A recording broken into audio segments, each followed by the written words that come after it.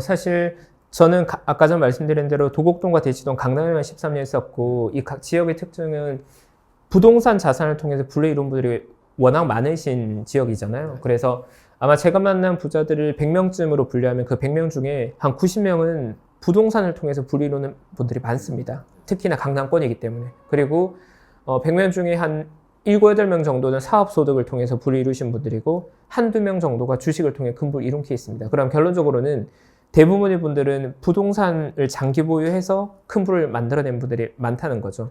그건 결과론적인 이야기이긴 한 게 사실 강남 지역은 제가 근무하는 동안에도 부동산 시세가 거의 3배 정도 올랐습니다. 제가 처음 일했던 2010년대에 10억 초반 정도의 물건이 지금 대부분 다 30억 초반 정도까지 올라와 있으니까 그러니까 주택을 두세 채 가지고 있었던 분들이 그냥 주택 세 채 가지고만 있어도 100억이 됐던 거거든요. 근데 제가 그분들하고 이야기 나눌 때 부동산을 이렇게 시세가 많이 올라올까봐 부동산을 많이 가지고 있었어라고 물어보면 그분들도 얘기 들어보면 그게 아니라 나 한 채 가지고 있고 내가 아들이 둘이니까 아들들 지분해줘야 될 것 같아서 아들 주려고 하다가 상속 타이밍을 증여 타이밍을 놓쳤다. 혹은 아들 명의로 내가 그냥 내 돈 넣어서 자산 만들어줬는데 그게 5배, 6배 올랐다. 그런 형태로 그렇죠.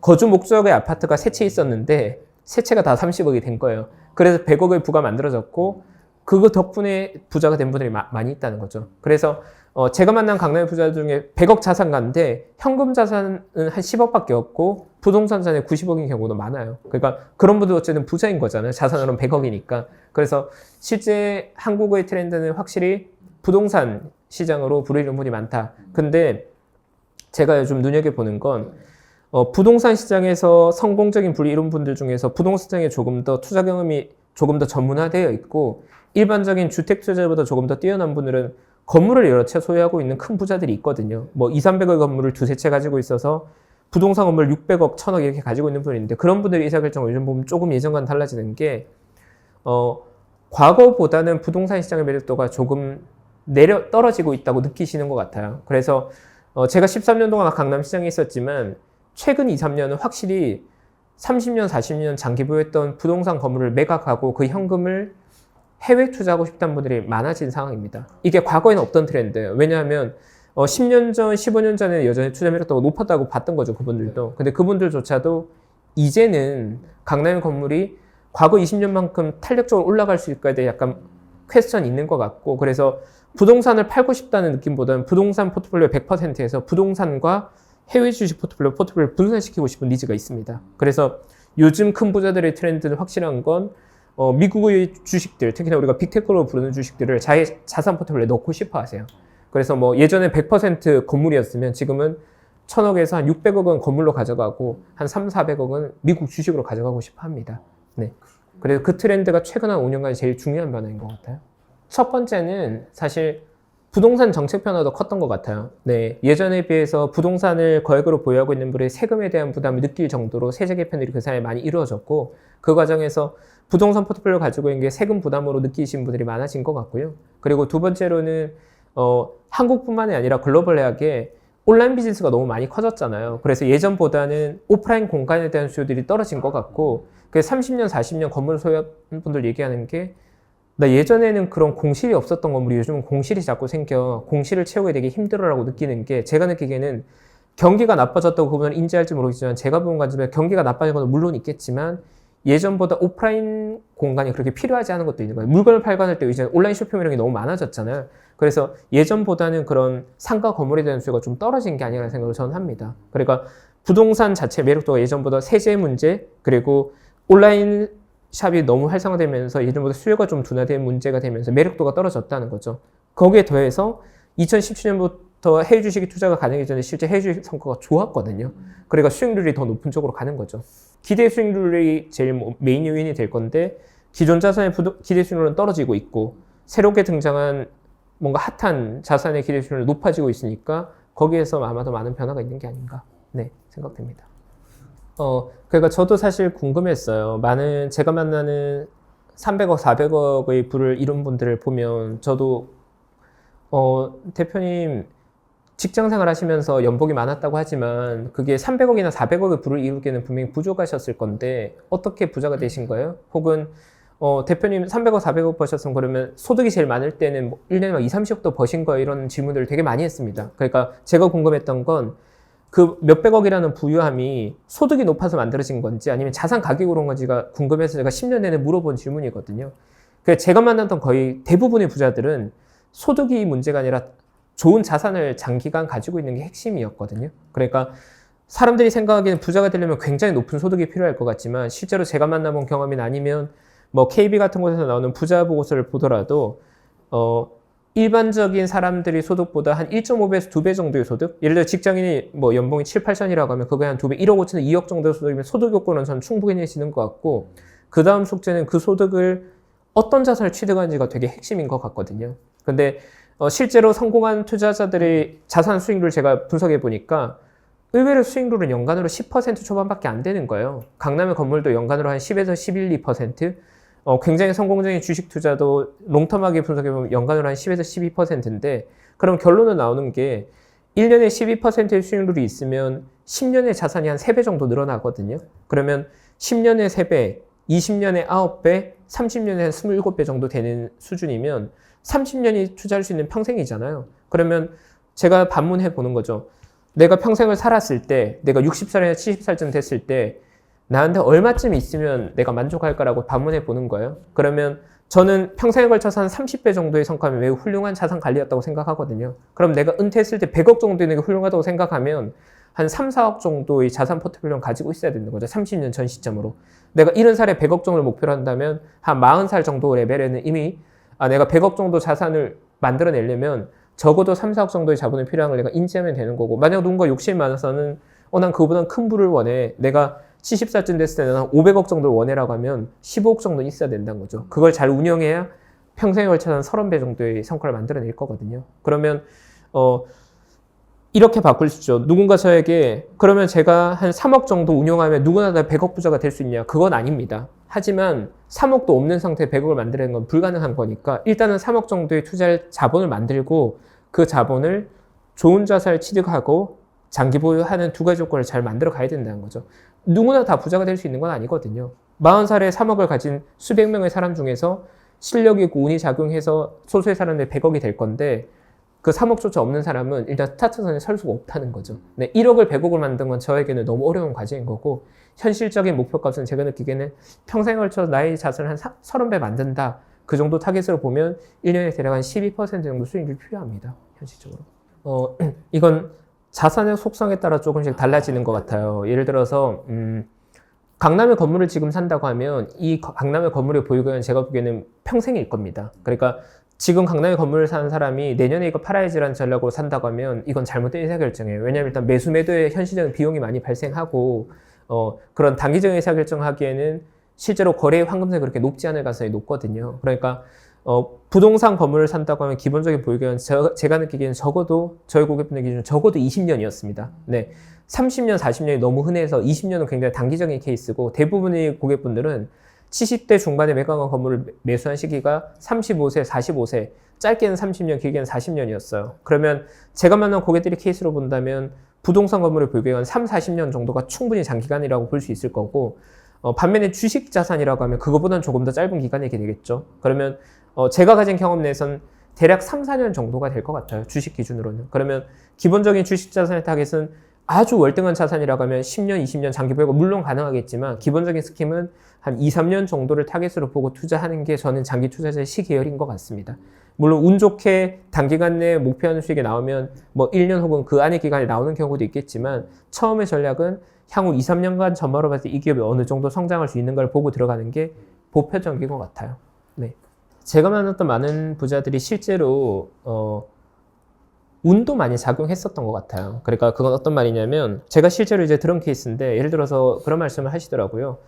최채양 난 평생 참 운이 좋았던 것 같아. 뭐 예를 들어서 친구들이 같이 강원도에 바람 쐬러 가자고 해서 친구들 별장에 놀러 갔는데 친구들 별장 놀러 갔더니 마침 그 마을에 이제 뭐 촌장 같은 분의 그 마을 분들이 서울 손님들 오셨다고 뭐 음식을 대접하면서 저희 마을에 노는 땅 몇 가지 있는데 관심 있으시면 땅 좀 보고 가세요라고 해서 그냥 어떻게 보면 그 당시에는 정말 큰 돈 아닌 뭐 예를 들어서 뭐 웬만한 직장인들 뭐 두세 달 월급 정도 모을 수 있는 작은 돈 가지고 땅을 사놓은 땅 문서가 까먹고 있었는데 지나고 보니까 30배가 올랐더라. 이런 것들은 제가 느끼기에는 실력의 영역보다는 운의 영역인 것 같거든요. 그래서 큰 부가 만들어지는 운이 분명히 저는 작용한다. 그래, 그건 어떻게 할 수 없는 거다. 그거는 어떤 사람은 행운이 찾아올 거고 어떤 사람은 별로일 건데, 물론 뛰어난 레벨의 의사결정권자라면 10년 혹은 20년 후에 이 자산의 방향성에 대해서는 인지할 수 있을 거예요. 그러니까 어떤 자산을 내가 취득할 때 이게 장기적으로 봤을 때 지금보다 상태가 더 좋아지겠거나 더 나빠질 건가에 대한 뷰는 있다는 거죠. 예를 들어서 내가 어떤 말에 땅을 샀을 때, 우리가 지금 지방에 땅을 샀을 때 그 지역의 인구가 10년간 줄어들 건지 10년간 늘어날 건지는 쉽게 예상 가능하거든요. 그러면 10년간 인구가 줄어들 거라고 예상된 지역에 땅을 사는 건 좋은 의사결정이 아닐 거고, 반면에 이 지역은 앞으로 10년간 인구가 굉장히 많이 유입되겠네, 방향성을 봤을 때 점점 더 좋아지네라고 생각되면 투자 의사결정에 좀 긍정적인 점수를 많이 줄 거란 거죠. 그래서 실제 자산가들은 운의 영역도 많이 작용했지만 그런 장기적인 방향성을 많이 봤던 것 같아요. 네, 아주 뭐 깊은 인사이트나 아주 깊은 분석이 들어간 게 아니라 상식적인 수준의 합리적인 판단을 하고 들어가는 경우가 더 많았다는 거죠. 네, 그래서 자산가분들이 나의 자산을 어딘가에 맡겨 놓을 때는 이게 5년 후, 10년 후, 혹은 뭐 한 20년 후 봤을 때 믿지진 않겠네. 잘 되면 아주 잘 될 거구나. 이 정도의 느낌을 가지고 의사결정을 합니다. 네. 그래서 그게 또 재밌는 건 뭔가 혹해서 투자하는 경우는 잘 없어요. 야, 너 어디 갔는데 친구가 나보고 야, 그거 사놓으면 2배, 3배 간대. 그래 샀는데 잘 됐다. 이런 건 전 거의 못 들어봤고, 그냥 내가 거기를 봤는데 뭐 도로도 새로 뚫릴 것 같고, 인구도 내가 보기에 뭐 새로 산업단지 만들어져서 5년, 10년 봤을 때 인구도 많이 늘어날 것 같고, 땅 자체가 나쁘지 않아 보여서 샀어. 자신의 판단에 의사결정한다는 거죠. 그건 되게 중요한 부분인 것 같아요. 네, 얘기하다 보니까 저도 떠오르지만, 분명히 제가 만나봤던 부자들이 성공적인 의사결정을 보면 운 좋았던 영역이 되든 아니면 혹은 장기적인 뷰를 보고 의사결정했던, 자기가 의사결정했다는 부분이 명확했던 것 같아요. 누구한테 듣고 사서 잘 됐다 이런 거 거의 정말 없었던 거고, 그런 거 자랑스럽게 생각하지 않으신 것 같고, 본인의 어쨌든 인사이트는 본인의 의사결정이 거기 녹여져 있었다. 네, 그건 중요한 것 같아요. 이건 확실히 있어요. 이건 확실히 있는 게 부동산보다 주식이 투자 의사결정의 난이도가 더 높다고 제가 느끼는 부분이, 부동산은 사실 공급이 제한되어 있잖아요. 그러니까 땅이라는 물건은 어떤 속성이 있냐면 공급이 더 되지 않고 땅이 없어지는 경우, 자료가 지진 나서 땅이 없어지지 않는 땅은 언제나 보존되어 있잖아요. 그래서 장기적으로 승률이 높은 투자 대상 자산이에요. 대신 상승폭은 좀 제한되긴 하겠죠. 땅이라는 거. 근데 반면 기업이라는 건 어떤 경우에는 망해버리기도 하고, 그리고 사업이 잘 되다가 어떤 환경 변화에 따라서도 잘 되는 기업이 굉장히 힘들어지기도 하고, 예측의 난이도가 훨씬 더 높은 자산이거든요. 그래서 제가 만나는 상황은 부동산으로 투자한 분들, 부동산으로 크게 버신 분보다 기업에 주식에 투자해서 큰 돈을 번 분들이 이해도의 깊이가 많이 차이가 났어요. 그 말은 부동산을 잘 모르고 합리적인 투자만 했는데 큰 부를 이룬 경우도 많은데, 기업으로 큰 부를 인 분은 주식을 잘 아는 분이었어요. 이분들이 주식을 잘한다는 의미는 뭐 매매를 잘한다거나 트레이딩을 잘하는 게 아니라 그 기업의 속성에 대해서 잘 이해하고 있다는 거죠. 반도체 산업이라는 게 30년 전에 봤을 땐 굉장히 초라해 보일지 몰라도 그게 10년, 20년, 30년은 IT의 핵심이 될 거라는 걸 미리 전망하셨다던가, 아니면 화학기업에 투자할 때도 화학산업의 사이클이 어떻게 움직이는지에 대해서 현업의 네트워킹 같은 걸 통해 이해하고 있는 분들이 많았어요. 물론 그분들이 지식 얻는 방식은 뭔가 라운딩을 갔는데 거기에 뭐 LG화학의 임원이 있어서 얘기해 보는 거죠. 나 LG화학 뭐 투자해보고 싶은데 LG화학은 뭐 어떤 비즈니스, 어떤 구조로 되어가라고 했을 때 정보를 얻고 학습하는 거죠. 화학산업이 그렇게 돌아가는 거야. 그러면 지금은 주가가 굉장히 많이 내려가고 적자가 심하면 오히려 기회일 수 있겠네. 이런 걸 이해하고 있는 거죠. 산업의 사이클, 혹은 그 기업의 장기적인 성장성, 혹은 산업의 성장 속도, 또 산업이 피크를 지났는지 피크를 향해 가고 있는지에 대한 이해도가, 주식으로 성공적인 투자는 이해도가 굉장히 높습니다. 그러니까 확실히 주식 투자자는 더 많은 학습이 필요한 거죠. 바꿔 말하면. 근데 물론 저의 개인적인 의견을 더하면 부동산 투자는 제가 느끼기 좀 쉬운 영역의 투자였고, 한국에서 그리고 주식 투자는 한국에서 조금 더 난이도 있는 투자였거든요. 근데 두 개의 보상 구조를 보면 주식이 난이도에 비한 보상값이 그렇게 높진 않았던 것 같아요. 제가 느끼기에. 그러니까 부동산은 웬만한 거 찍으면 잘 됐고, 주식은 정말 엄선해서 찍어야 됐는데 거기에 비하면 보상의 난이도는 오히려 부동산이 훨씬 더 높았던 것 같거든요. 그래서 만약 투자자들이 나는 공부하는 거 너무 힘들고 기업에 투자하기 어려운데 뭔가 부동산처럼 쉬운 주식 투자는 없으라고 묻는다면 거기에 말씀하신 대로 S&P 500 같은 투자가 조금 쉬우면서 적당한 보상을 주는 투자가 될 것 같아요. 그래서 저 자산관리사 입장에서는 나쁜 투자가 아니라고 생각합니다. 지수 투자도. 네. 난이도 대비한 보상감은 상당히 좋다는 거죠. 네, 난이도 대비해서는. 네, 난이도 대비해서는. 저도 이제 의외로 느끼는 부분이 제가 모시고 있는 고객분들 연령층이 70대 후반, 80대 초반의 고객분들인데 그분들이 언뜻 생각하기에는 고령 고객이니까 트렌드에 굉장히 둔할 것 같지만 실제로 자산을 일정 수준 이상 가지고 있게 되면 정말 많은 다양한 정보를 접하게 되고 굉장히 다양한 계층의 사람들을 만나는 것 같아요. 그래서 의외로 젊은 저보다도 트렌드에 더 민감하신 부분도 있고 가끔 제가 이해하지 못하는 성격의 자산에 대한 문의를 하거나 굉장히 다양한 트렌드를 문의하실 때가 있거든요. 근데 의외로 가상화폐 시장은 지금 강남권의 거액자산가나 고령 고객들도 분명히 관심을 가지고 있는 영역입니다. 물론 내 자산의 맥시멈으로 해봤자 2, 3%의 작은 부분이겠지만 자산의 일부는 투자하고 싶어하는 니즈가 제가 있다고 느껴지고 자산관리자인 저희 입장에서는 비트코인이나 가상화폐 시장은 제가 완전히 이해하기 어려운 영역이거든요. 이해하기 어려운 영역이지만 자산 배분 관점에서 내 자산으로 투자해서 절대 안 되는 자산 이렇게 정하기는 조심스러운 부분이 많아서 경제적인 자산이 충분히 있다면 아주 작은 비중은 자산 배분해 둬야 되는 자산이 아닐까 생각하고 증권사직은 저희 입장에서는 비트코인이 매력적인 자산이나 뭐 나쁜 자산이 아니라 굉장히 이해하기 어려운 난이도 높은 자산입니다. 그러니까 잘 알 수 없는 자산인 거죠. 그러면 자산 배분 관점에서는 잘 알지 못하는 자산은 무조건 배제하기보다는 제한된 비중을 투자해서 어느 정도 관찰해 볼 필요는 있는 거죠. 그래서 자산관리자 관점에서 비트코인을 자산에 꼭 편입하려는 의견도 아니지만 비트코인에 절대 투자해서 안 된다는 의견도 전 아니라서 전 중립입니다, 사실. 네. 관심은 필요하지 않을까 정도? 하지만 이걸로 공유 효과를 누리는 건 좀 쉽지 않다. 네, 쉽지 않다. 검증되지 않았다. 가상화폐 시장이 나의 메인 자산이고 그걸 통해서 내가 분리 이뤄내겠다. 단일 자산이라고 하면 저는 반대하는 입장입니다.